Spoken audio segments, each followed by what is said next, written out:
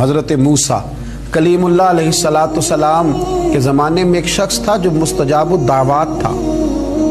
قوم جبارین کے پاس رہنے والا وہ شخص بلعم بن باورا اس کا نام تھا، مستجاب الدعوات تھا۔ اللہ نے اسے یہ درجہ عطا کیا تھا کہ جو دعا کرتا تھا رب اس کی قبول فرما لیتا تھا، اس کی دعائیں مقبول ہوتی تھی، اتنا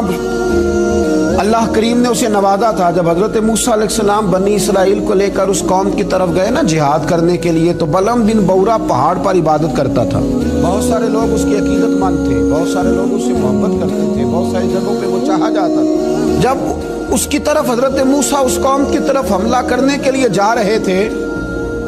لوگوں نے اسے کہا کہ تو اس طرح کر کے دعا کر کہ حضرت موسیٰ کی قوم رستے میں ہی تباہ ہو جائے معاذ، کیونکہ تیری دعائیں قبول ہوتی ہیں، تو یہ دعا کر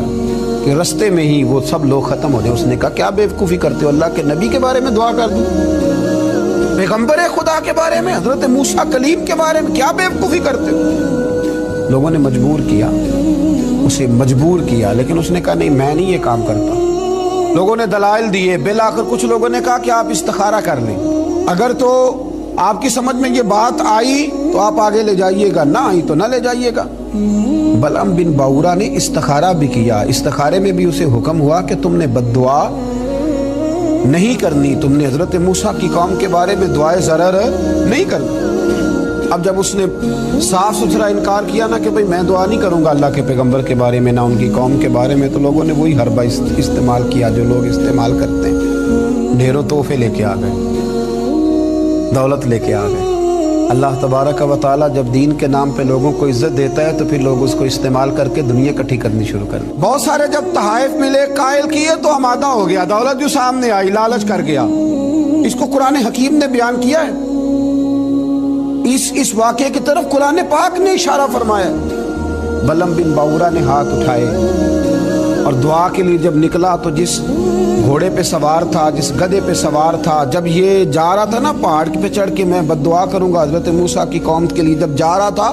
تو گھوڑا واپس بار بار منہ پھیرتا تھا، واپس اس کو کہتا تھا نہ جا، واپس آ جا، یہ اس کو مارتا تھا، پہاڑ کی جانب لے جاتا تھا۔ اللہ اکبر، یہ بار بار مارنے لگا تو گھوڑے نے، اس کی سواری کے جانور نے دعا شروع کر دی۔ گھوڑا تھا یا گدھا تھا، اس نے دعا کی یا اللہ مجھے زبان دے، میں اس لالچی کو کچھ سمجھا دوں، مجھے زبان عطا کر، میں ہی اسے کچھ سمجھا دوں۔ اللہ نے زبان دی تو گدھا کہنے لگا آگے نہ جا، تو مجھے آگے بھیجتا اور اللہ کے فرشتے مجھے واپس بھیجتے ہیں۔ لیکن لالچ تھا نا طائف کا، دولت کا، جب چڑھا پہاڑ پہ اور حضرت موسیٰ کے لیے ہاتھ اٹھا کے قوم کے لیے بد دعا کرنے لگا تو لفظ حضرت موسیٰ کی قوم کے لیے ادا کرتا تھا، نکلتے اپنے لیے تھے اور ان لوگوں کے لیے تھے جنہوں نے دعا کے لیے کہا تھا۔ وہ لفظ پلٹ کے اسی پر آئے، اتنا اس کا برا حال ہوا کہ زبان لٹک گئی اور پھر اللہ کے شدید عذاب میں مبتلا ہوا۔ یہ لالچ عذاب کو آواز دیتا ہے، عذاب کو آواز دیتا ہے، اور انسان کی قناعت انسان کو عزت والا کر دیتی ہے۔